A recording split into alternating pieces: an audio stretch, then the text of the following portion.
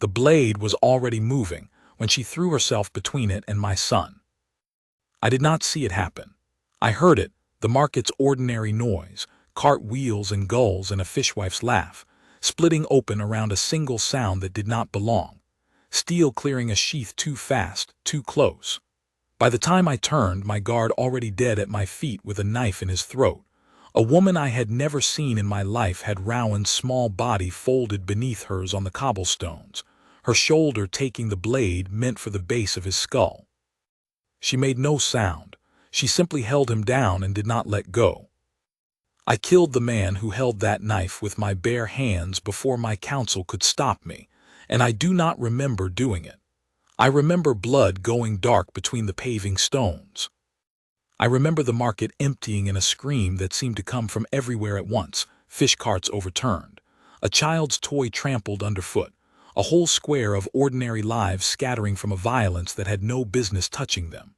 And I remember her on her knees, one hand pressed white-knuckled to her own shoulder, the other still cupped protectively around the back of my son's head, saying over and over in a voice gone thin with shock, "It's all right. It's all right. You're all right." She did not know whose child she had covered with her own body. I understood that before I understood anything else.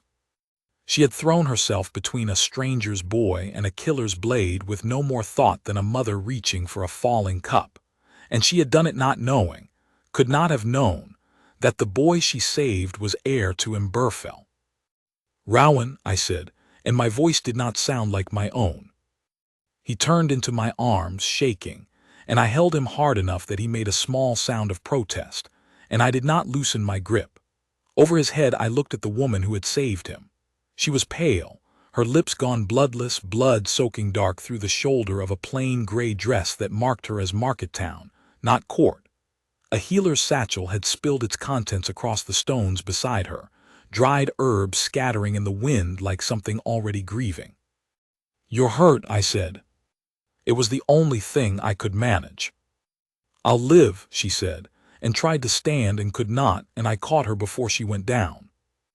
That was the first time I held Maren Calloway. I did not yet know her name. I only knew that my hands, closing around her arms to keep her upright, found something in the doing that no amount of grief or fury could account for, a stillness, sudden and complete, like a held breath finally let go. My wolf, who had been howling for blood a moment before, went utterly quiet, the way the sea goes quiet in the eye of a storm. Not calm, recognition. I did not have time to understand what that meant. There were 3 more of them in the crowd. I could feel it the way a king learns to feel the wrongness of a room, and my guard, what remained of it, was already moving to close around us. My captain, Bren, was shouting for the square to be cleared. Somewhere behind me, a market woman was sobbing over her overturned stall, as though the ruin of her wares mattered in that moment more than her own safety, because grief needs somewhere to go and hers had chosen the nearest broken thing. "Get her to the hold," I said, "now. And get me my son's guard doubled before the hour is out."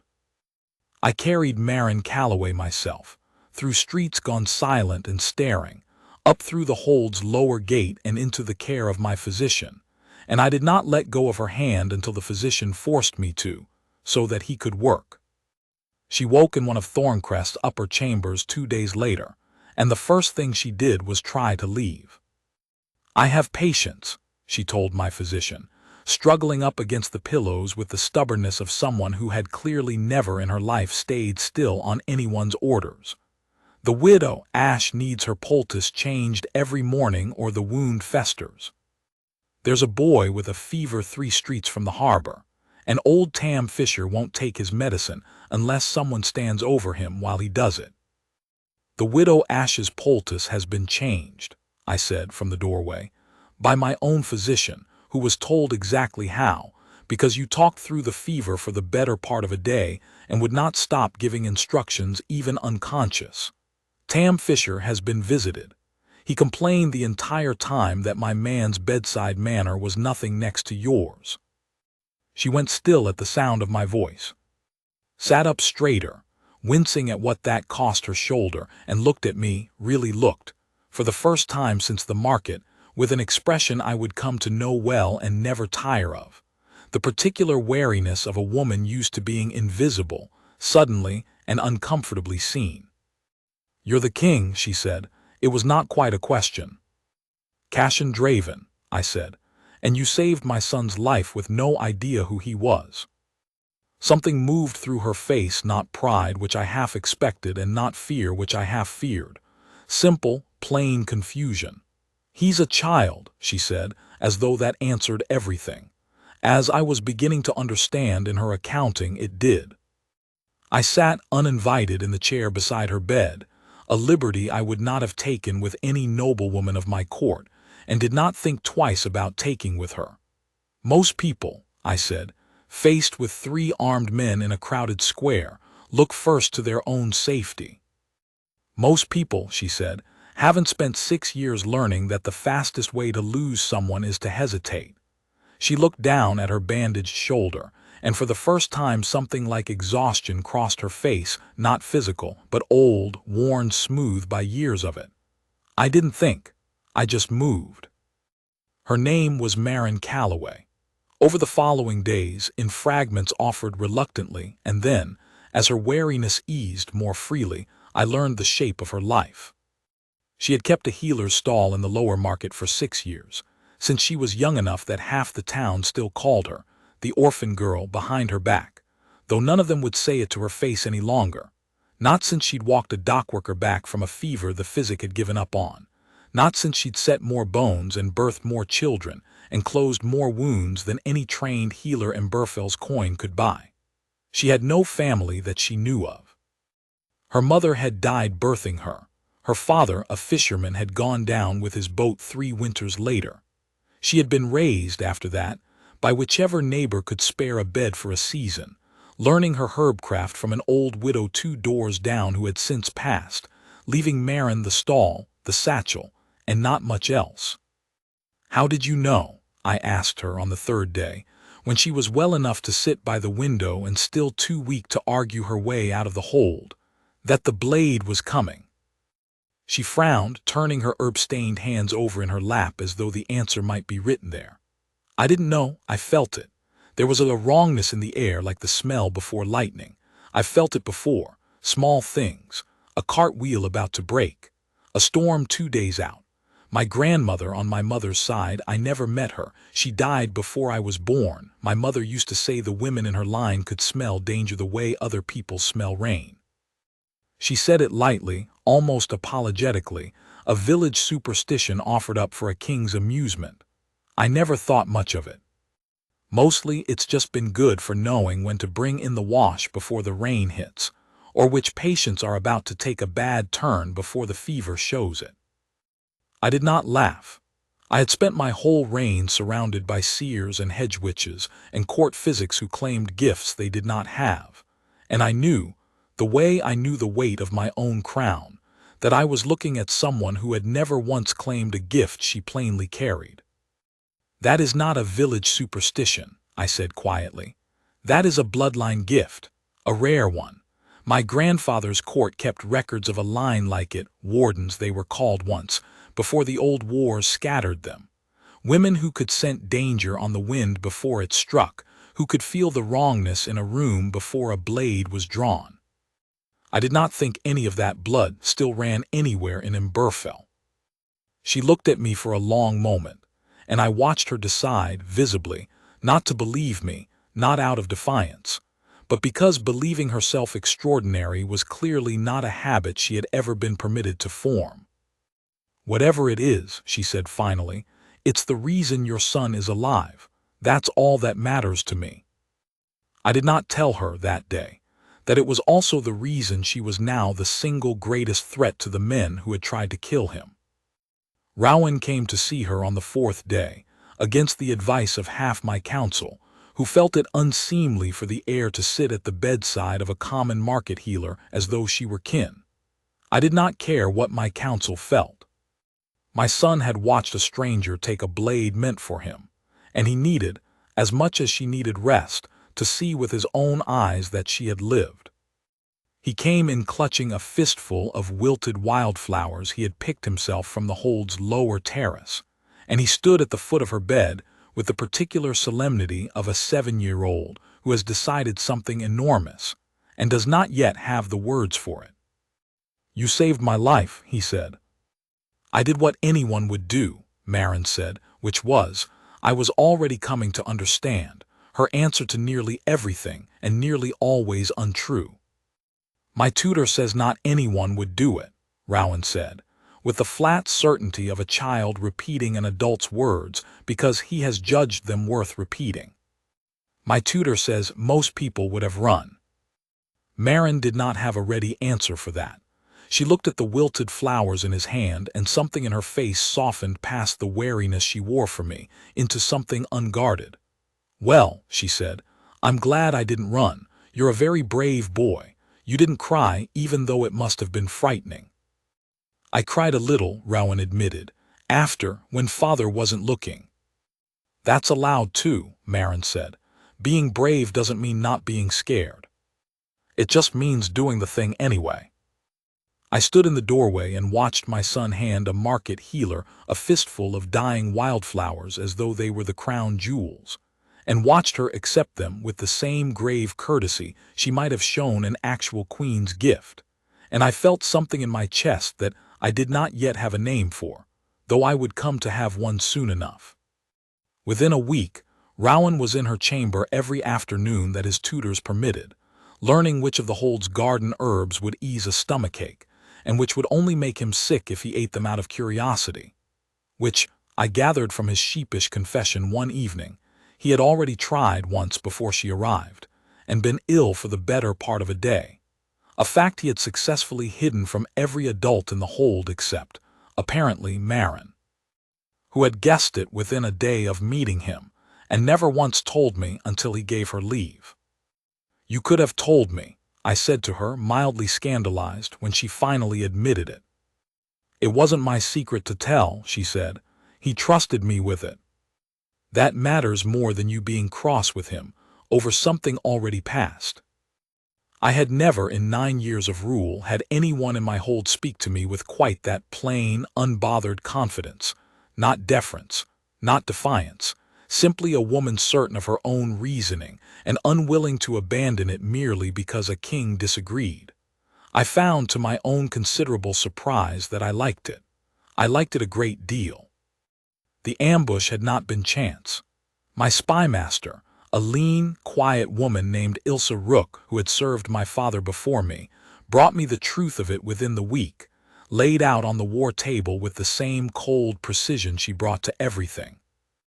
"They came for the boy to bleed you, my lord," she said.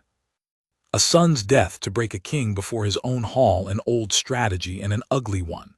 The men who struck in the market square wore no colors, carried no banners, but the blade left in your dead guard's throat bore an old, half-erased mark."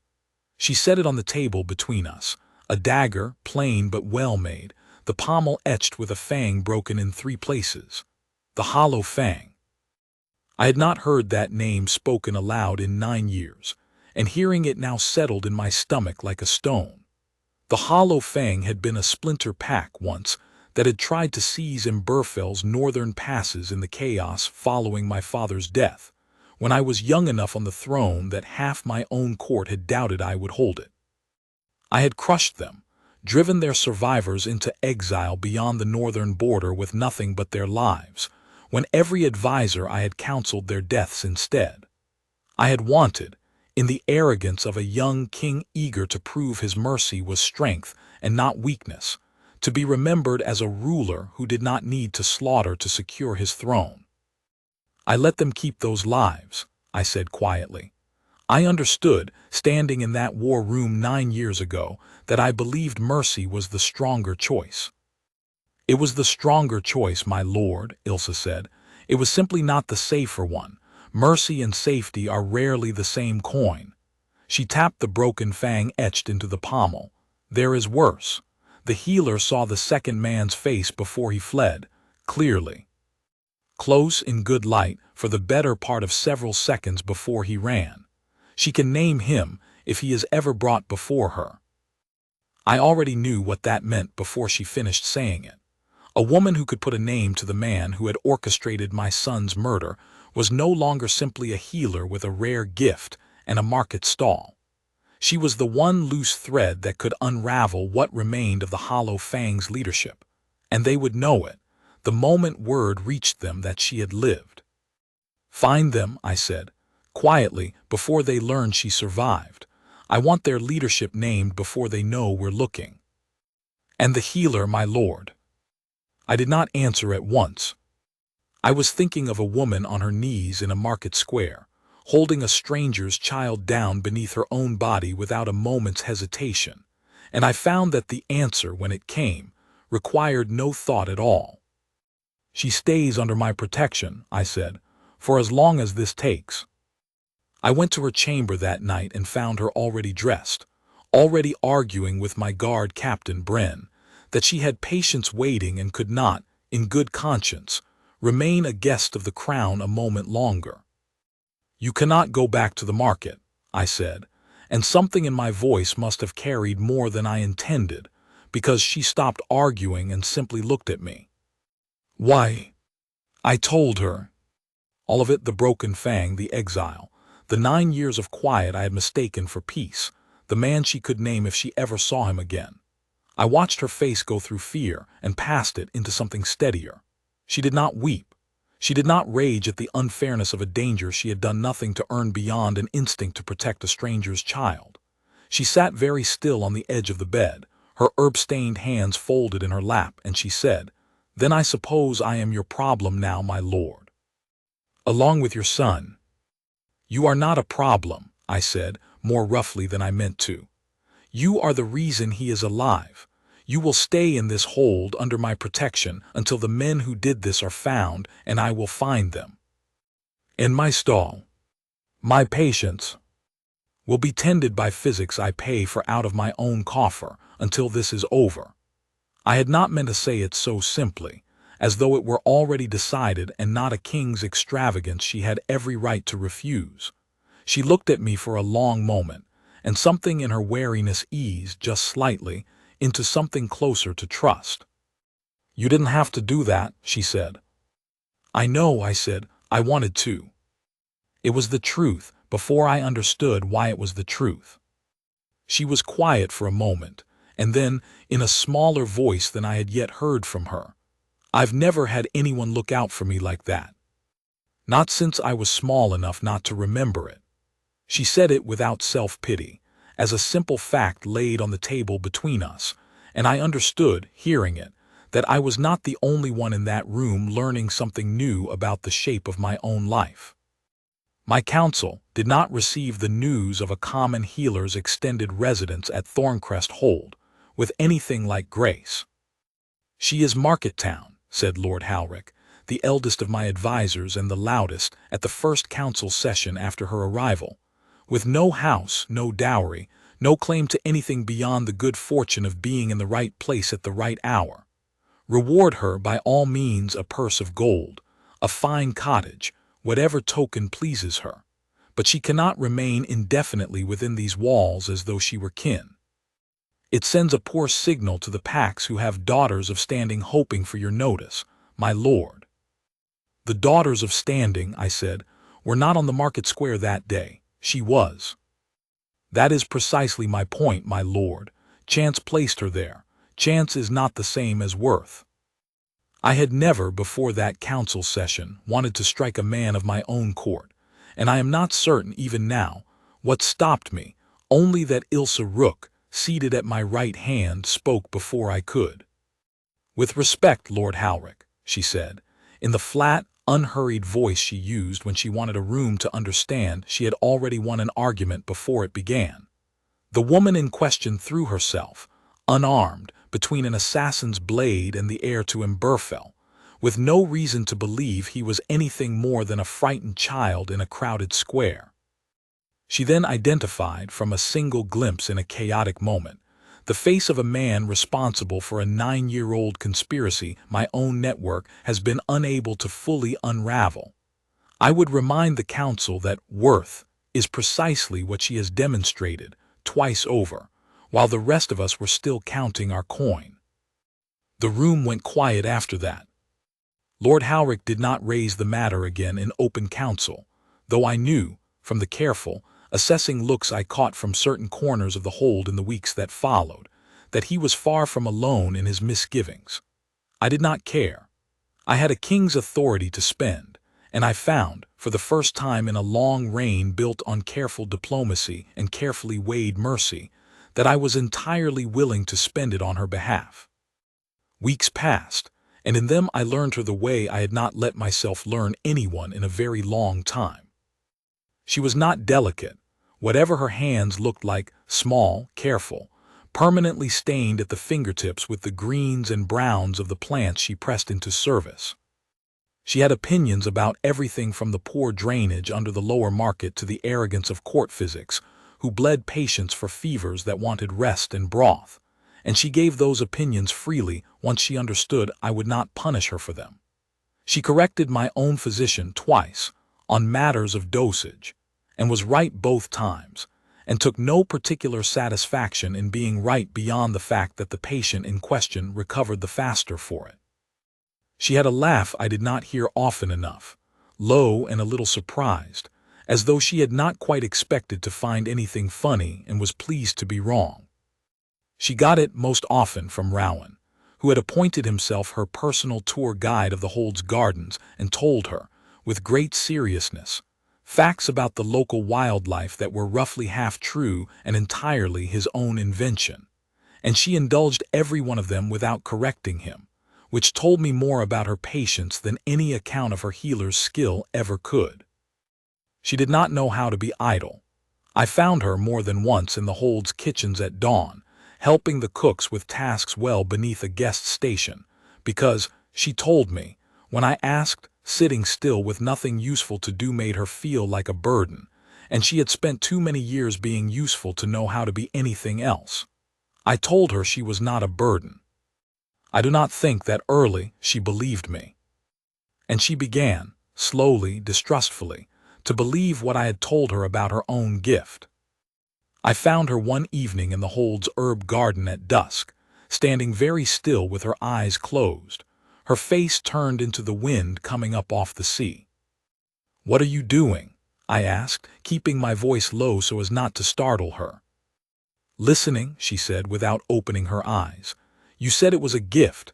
I thought perhaps if I stopped trying to ignore it, I might learn to use it properly instead of only feeling it a heartbeat before disaster."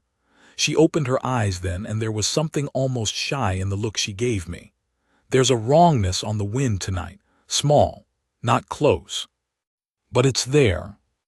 I did not laugh at her, and I did not dismiss it, because in 9 years of rule I had learned to trust instincts that could not be explained, and because, more honestly, I had begun to trust her. "Show me," I said, and she reached out, hesitant, and closed her hand around my wrist, and drew my attention to the particular stillness of the air, the way a hunting dog draws a hunter's eye toward a trail no one else can see. "Do you feel it?" she asked. "No," I admitted. "I am not built to feel such things. My wolf hunts by scent and sound, not by whatever it is you carry." But I felt her hand on my wrist, and I felt beneath my ribs a warmth that had nothing to do with any bloodline gift and everything to do with the simple fact of her closeness. A warmth I recognized, with something like dread and something like relief, as the oldest and least explicable truth a wolf can know about another soul. Not a roar, not a howl. Just a low, certain answering, like a question I had carried my whole life finally spoken back to me in a voice I knew. "Cassian," she said. She had stopped calling me my lord 2 weeks prior, at my own insistence, and I had not realized until that moment how much I had wanted to hear my own name in her voice. "What is it?" "Nothing," I said, which was a lie and the first lie I had told her, and I have regretted it every day since, though not for the reason I regretted it then. We stood together in the garden a while longer, not speaking, the wind moving between us, and when she finally excused herself to check on a patient in the lower town my physician had permitted her to visit under guard, I stayed behind long after she had gone, trying and failing to name what had happened to me in that quiet, ordinary moment, and failing because I already knew, and did not yet want to say it, even to myself. It was not the last small wrongness she felt that season, though most came to nothing more than a passing storm or a servant's minor mishap in the kitchens. But 3 weeks after the garden, she woke me in the dead of night with her hand on my shoulder and her voice low and urgent. "Cashin, something's wrong. Not close but wrong and moving toward the lower market." I did not question her. I had learned by then that questioning her cost more time than it ever saved. I roused Bren and a half-dozen guard, and we rode down through the sleeping streets of the lower town to find, exactly as she had said, a fire taking hold in the Healer's Row, Marin's own abandoned stall among the buildings threatened, along with a dozen others, the physics I had installed there caught unaware in their beds above the shop fronts. It was, in the end, nothing more sinister than a careless lamp left burning too close to dried thatch. No hollow fang blade in it. No conspiracy. Only ordinary bad luck of the kind that burns down half a street every few years in every market town in the world. But we reached it in time to save the row and every soul sleeping above it, because a woman 2 miles distant had felt a wrongness in the wind and refused to let it go unremarked. "You could have simply told yourself it was nothing," I said to her afterward, soot-streaked and exhausted in the gray hour before dawn, watching her check the singed hands of a physic who had helped fight the blaze. "You have done that before, you told me, called it superstition and gone back to sleep." "I used to," she said. "Before you told me what it was, I don't think I can unknow it now." She looked up at me, firelight and exhaustion in her face, and something in her voice went quieter. "I don't think I want to. If I'd ignored it tonight, people would have died in their beds. That's worth more than my comfort in pretending I don't carry what I carry." I understood, watching her, that I was not simply falling for a woman who had once saved my son. I was falling for a woman who had decided, in the space of a single season, to become entirely who she already was, and who did it not for reward, not for a crown she had never asked for, but because she could not do otherwise and live with herself. They came for her 11 weeks after the market, in the dead of night, 3 of them scaling the hold's eastern wall with the same broken fang blades that had killed my guard that first day. I do not know to this day whether it was her gift that woke her or simple luck. I know only that I woke to her voice at my chamber door. She had been given rooms 2 corridors from mine, and should not have had cause to be anywhere near it at that hour, saying my name with a steadiness that told me, before I was even fully awake, that something was badly wrong. "There are men on the east wall," she said. "I felt it before I heard it. Cashin, they're already inside. I think it's Rowan's wing. The wrongness is thickest there." I did not question how she knew. I was already moving, already shouting for the guard, already thinking of nothing but the fact that Rowan slept 2 corridors from his own guard post, in the wing his tutors had insisted was quieter for his studies, and that the men climbing my walls had broken fangs on their blades and old vengeance in their hearts. We reached my son's door together. She would not be left behind, and I did not have the time to argue with her about it, just as the first of the 3 assassins reached it from the other side. What followed I remember in fragments, the way all true violence is remembered, the assassin's blade catching torchlight, my own sword clearing its sheath. Marin, who had no weapon and no training, throwing herself not toward the danger but toward my son's door, putting her body between the killer and the handle with the same unthinking, absolute courage she had shown in the market square, buying me the half-second I needed to close the distance and put steel through the man's chest before his blade could find her a second time. Bren and the roused guard took the second man on the stair, a brief, brutal fight that left one of my own bleeding from a shoulder wound, but the assassin himself alive, if barely, at Bren's insistence. My captain had learned, in 11 weeks, that a living prisoner was worth more to his king than another dead man's silence. The third fled over the same wall he'd climbed, and I let him go rather than leave my son's door undefended even for the length of a chase. We took the survivor alive, at my order, though every instinct in me screamed for his death. I wanted names. I wanted the man who had ordered my son's murder, and Maren, pale, shaking, blood that was not her own soaked into the front of her nightdress, stood at my side in the corridor and looked at the surviving assassin with a steadiness that told me, more clearly than any words could have, exactly why the old warden's bloodline had once been feared as much as it was valued. "That one," she said, pointing to the elder of the two, her voice not shaking at all though her hands were. "He was in the market that first day. Older, but I'd know his face anywhere. I've had 6 months to remember it." It was enough.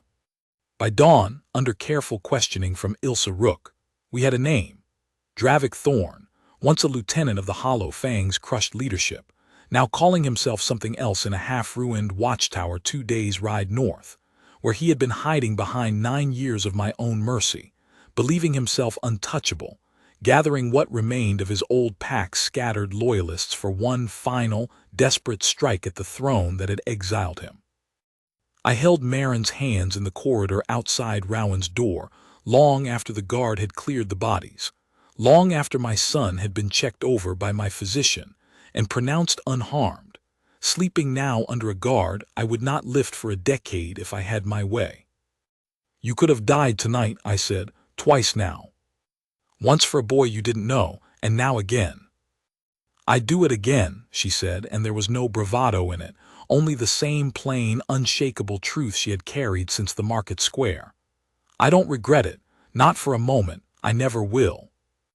"I know," I said, "that is precisely the trouble." I did not tell her, that night, everything my wolf had understood since the moment I first caught her from falling in a bloodied market square. There was too much still unsettled, a name to hunt down, a watchtower to burn, a threat that would not end until Dravik Thorn answered for what he had twice tried to take from me. But I held her hands a long moment before I let her go to rest, and I did not let go easily, and I think, from the way she looked at me, she understood at least the shape of what I was not yet saying.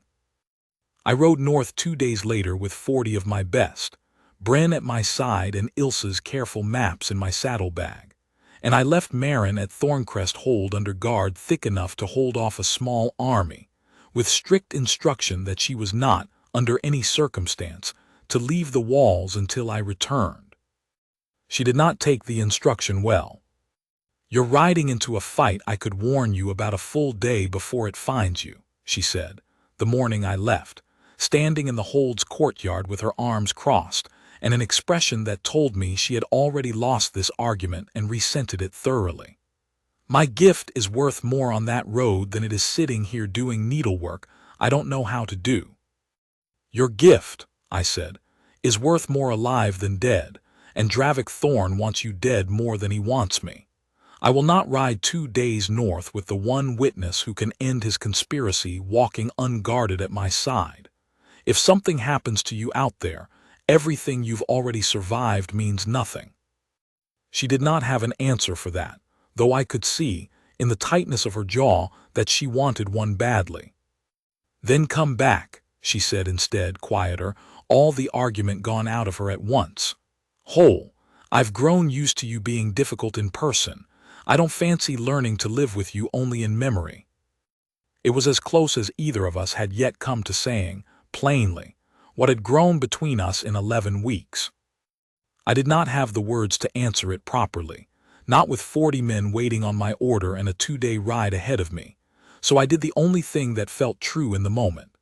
I took her face in both hands, careful of the healing scar at her shoulder, and I kissed her, once, brief and certain, in front of my entire assembled guard and half my scandalized council watching from the Hold's windows.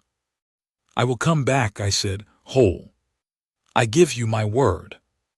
She held my word to me like a physical thing, I think, through the whole of the 2 days I was gone.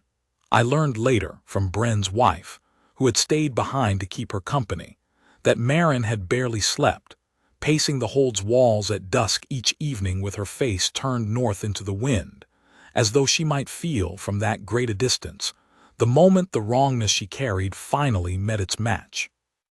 The watchtower fell in a single night's hard fighting. Dravik Thorn had gathered perhaps 30 loyalists to his broken cause, men and women, who remembered the Hollow Fang's old glory, and none of the reasons it had earned its ruin. And they fought with the particular desperation of people who have already decided they have nothing left to lose. It cost me 2 good soldiers and a wound across my ribs I would carry the scar of for the rest of my life. And it ended, near dawn, with Dravik Thorn himself brought before me in chains. The broken fang dagger that had killed my guard 9 weeks before laid on the frost-hard ground between us. "You should have killed us all 9 years ago," he said, blood on his teeth, more satisfaction than fear in his ruined face. "Mercy was always going to cost you more than steel would have." "Perhaps," I said, "but it was never mercy that ended you tonight, Dravik. It was a healer with no house and no name, who felt your knife on the wind before it ever reached my son, and who never once stopped believing what she felt was worth trusting. Whatever debt I owe for 9 years of misplaced mercy, I have already begun repaying it. You will not trouble Imberfell again." I did not kill him where he stood, though every part of me that had watched him try twice to murder my son, and the woman I loved wanted to. I brought him back to Thorncrest in chains, to answer before my full council and my assembled pack for 9 years of conspiracy and 2 attempts on the heir's life, because I had learned, in 11 weeks at Marin's side, that justice done in the light was worth more than vengeance taken in the dark, and that she deserved to see the man she had named brought to account properly, before the whole of Imberfell, rather than simply told, second-hand, that he was dead. She was waiting at the Hold's gate when we rode in, 2 days later, and she did not wait for propriety or my counsel's watching eyes before she crossed the courtyard at a run, and threw her arms around me hard enough to catch my wounded ribs and make me hiss through my teeth, which she noticed immediately, and drew back from with an alarm that had nothing to do with courtly decorum, and everything to do with a healer's trained eye finding an injury on the man she loved.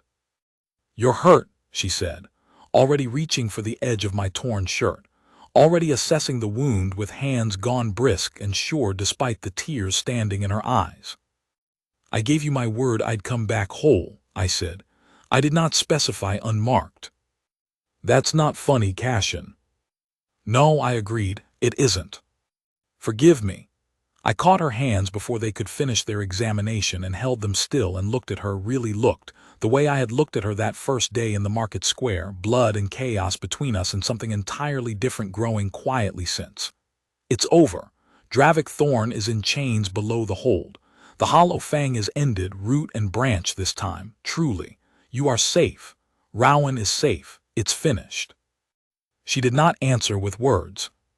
She simply stood in the Hold's courtyard, in front of my entire assembled guard and Bren's wife and half my still scandalized council, and wept not from grief, but from the particular, overwhelming relief of a woman who had spent 11 weeks carrying the weight of a danger not her own, and who could, finally, in that moment, set it down.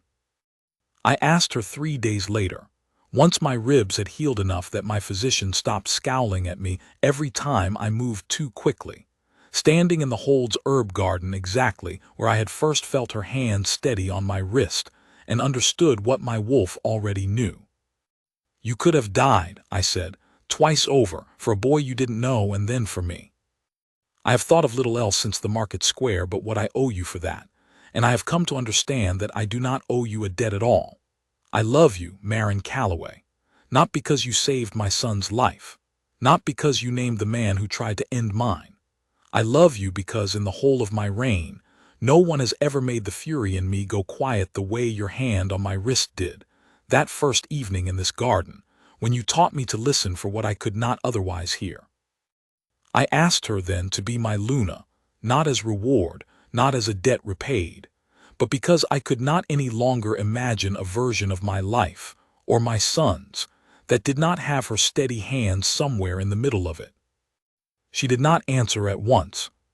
She looked at me the way she had looked at me on the first day, when I told her a village superstition was a bloodline gift, as though she were deciding, once again, whether to believe herself worthy of the thing being offered to her. "I'm a healer," she said finally, "not a queen. I don't know the first thing about court or politics or how to sit properly in a room full of lords who already think I don't belong there." "You are both," I said. "You have simply never been allowed to know it. And as for the lords, Ilsa Rook has already promised me she will personally correct the manners of any noble foolish enough to question you twice." Whatever she saw in my face then, it was enough. She crossed the small distance between us and put her herb-stained hand against my chest, over the place where the stillness lived, and said, "Then teach me. I'll learn." We were married before the first frost, in a hall packed with a pack that had, within a single season, watched a market healer with no name, and no house become the woman who twice saved their king's line with nothing but her own body and her own steady nerve. There was no scorn to overturn. There had never needed to be.